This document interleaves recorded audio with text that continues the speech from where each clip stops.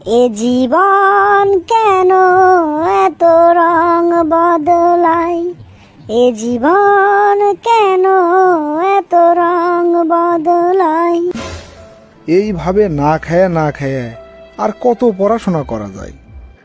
2 দিন হলে বাড়িতে কোনো খাবার নাই।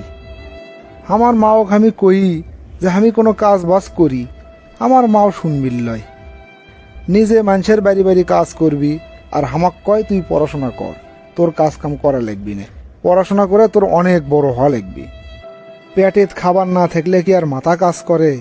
তাও চেষ্টা করিচ্ছি, দেখা যাক কপালে কি আছে।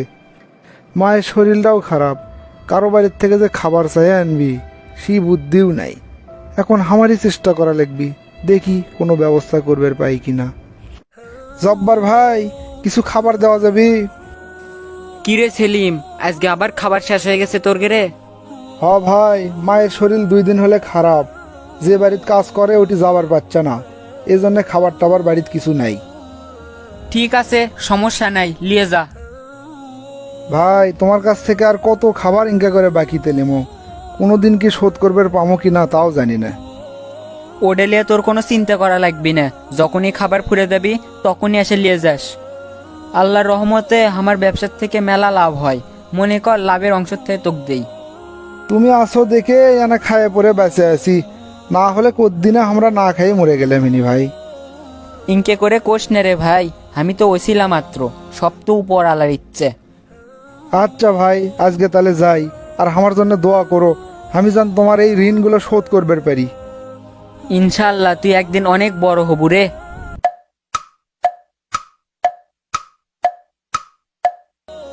আজকে আবার বাড়িতে কোনো খাবার নাই, ইনকে করে জব্বার ভাইয়ের কাছ থেকে খাবার নিতেও তো লজ্জা লাগে। আর কতদিন এইভাবে লেমো?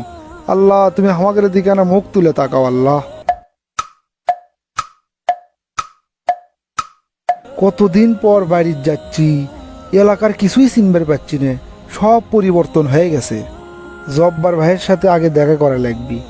এই লোক যদি আমাকে সাহায্য সহযোগিতা না করলো হেরি, তাহলে তো আমি কোন দিন না খাই মরে গেলে মিনি। এই পর্যায়ে আসা তো বহুত দূরের কথা। দোকানটা তো এটিই কুমাটি আসলো, তা কুমা খুঁজে পাচ্ছি না।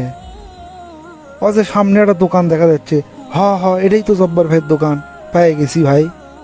আচ্ছা, এটা জব্বর ভাইয়ের দোকান না? এটা তারই দোকান, আমি তার বেটা। তুমি জব্বার ভাইয়ের বেটা? তা জব্বার ভাই কুটি পারে? তাই তো আর দোকানদারি করে পায় না, অসুস্থ, বাড়িতে আছে। তে বাবা, দোকান কি তুমি একলাই দেখাশোনা করো? তুমি পড়াশোনা করো না? পড়াশোনা করি, পড়াশোনার পাশাপাশি দোকানও দেখাশোনা করা লাগে। ভালো করে পড়াশোনা করো বাবা, পড়াশোনার কিন্তু কোনো বিকল্প নাই। আমি জব্বার ভাইয়ের কাছে ঋণী বাবা, জব্বার ভাই সাহায্য সহযোগিতা করছে বলে আজকে একটা ভালো পজিশনে আছি। আপনাকে তো আমি চিনলাম না, তা আপনি কি?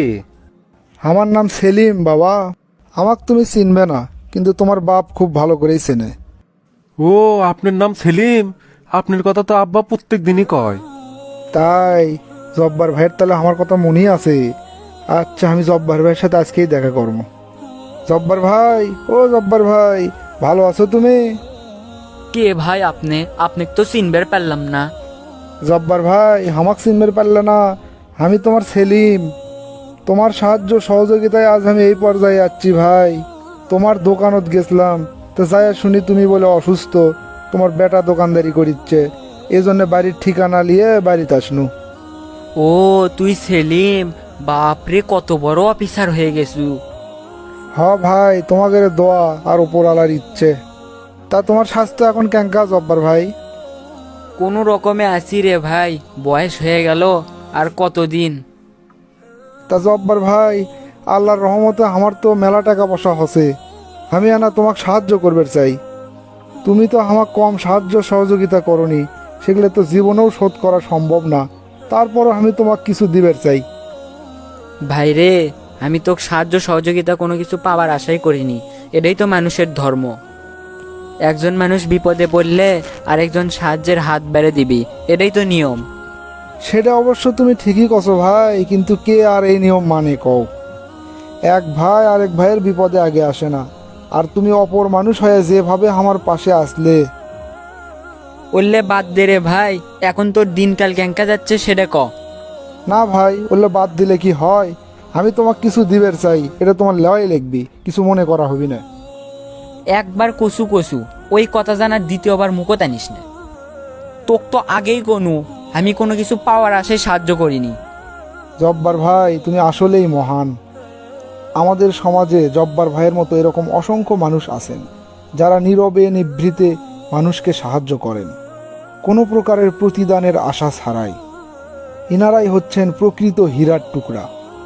ইনাদের মতো মানুষের কারণেই মানব সভ্যতা এখনও টিকে আছে, না হলে কবেই ধ্বংস হয়ে যেত। জব্বার ভাইদের প্রতি রইল বিনম্র শ্রদ্ধা।